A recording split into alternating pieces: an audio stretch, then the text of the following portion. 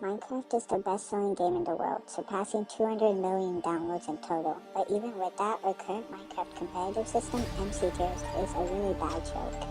The reason why I'm making this video is because two of the most skilled players in PvP, Marlow and Rappture, got exposed in cheating in every game mode. But they're not getting banned anytime soon because of leadership bias. In this video, I'll be explaining every problem with MCTiers, from false bans and professionalism and more. So let's talk about the first one.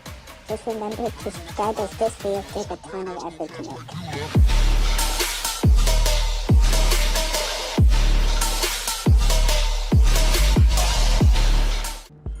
The first problem of MCTiers is the core system itself. Most games, like Counter-Strike or Rocket League, use an elo or rank system for a competitive scene.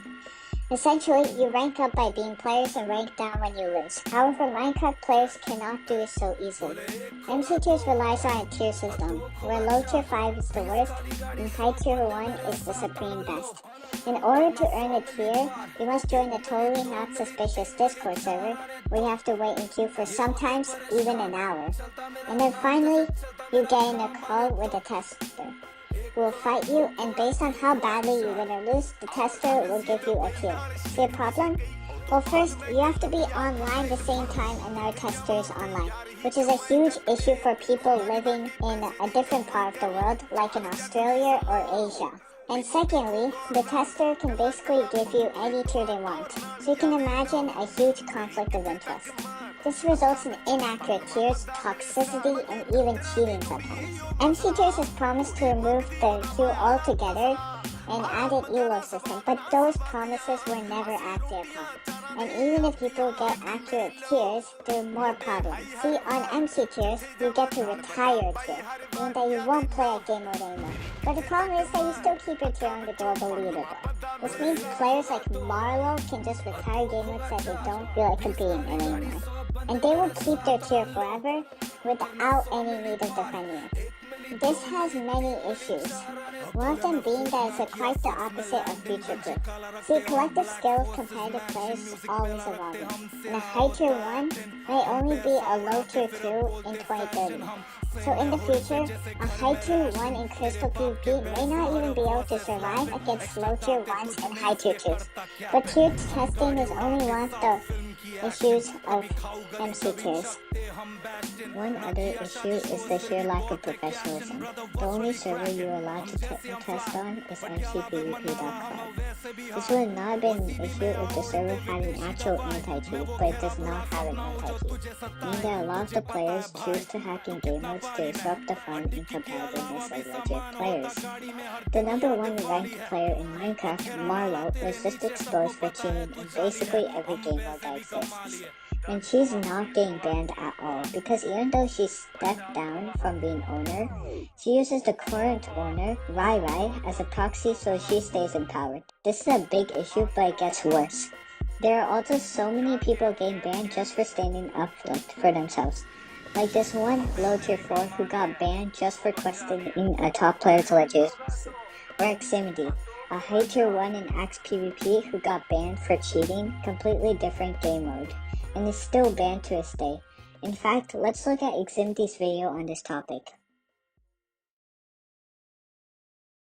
Now, I'm very grateful for my second chance that I've been given by the community, but I was also promised by my friend, Marlow, that I would be able to appeal my ban, and if accepted, eventually be able to play on the tier list again. And now, it has been over a year since she initially promised me this, and I am still completely in the dark about a potential appeal. This is simply because there is no system in place for people to appeal their ban. This isn't about me. It's about the fact that I have been promised a fair chance just like everyone else and have been lied to for over a year about it. This is primarily because the inner framework of the tier list is completely unprofessional and corrupt, as stated before. The staff put more of an effort into censoring people who accuse the staff for being corrupt and unfair than actually developing their network. That's why, after over 9 months of being in development, the appeal system is still nowhere to be found. Now, to put into perspective how bad this is, you can quite literally make a... Well, as you can see, aximity tries to appeal his ban, but there's no appeal system at all. So he messages Marlow, the owner, but she says that aximity has to, quote, apologize for his actions, and only then will she consider an unban. Like, this is peak unprofessionalism. This does not happen at Microsoft or even mobile gaming tech secrets. It seems like the administration only cares about making those they oppose feel guilt for their actions, rather than handling the situation in a professional way to ensure the best outcome. The final issue I want to talk about is nepotism and conflicts of interest. In recent weeks, two of the best Minecraft players, Marlowww and Rappture, were accused and found to be cheating in everything. But because Marlowww herself is the sole owner of MCTiers, she or Rappture are not getting banned because number one, Marlowww isn't going to take accountability and ban herself, and number two, Rappture is very close friends with Marlowww, so Rappture isn't getting banned. When I was writing this part of the video script, I want to explain why Marlowww had ruined MCTiers with favoritism, bias, and also her self-cheating. But I did not want to sound condescending or to sound like a person just trying to tarnish someone's reputation. This made this part of the video tough for me to write. When I first heard the allegations surrounding both Marlowww and Rappture, I heavily disagreed with them. After all, they were just haters, right? But as time went on, I stopped supporting both of them. I realized that a lot of Minecraft PvP's problems weren't from PvP tiers, which was the flame system, but rather MC tiers. I realized that someone shouldn't be able to use their gender as an excuse to dismiss very serious claims of nepotism, corruption, unprofessionalism, and cheating in PvP. I realized how messed up the PvP community actually is, and how drama has caused it to go into shambles. Overall, MCTiers is a very crippled system, and probably won't survive 2026. Therefore, we need to switch soon to a different system. That's why I'm working on a new system for Minecraft PvP, called XMPvP.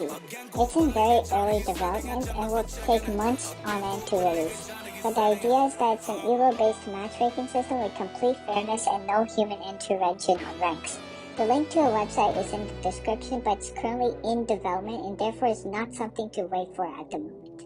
If you enjoyed this video, please leave a like, comment, and subscribe for more content like this. I'm trying to reach 1,000 subscribers by the end of summer break.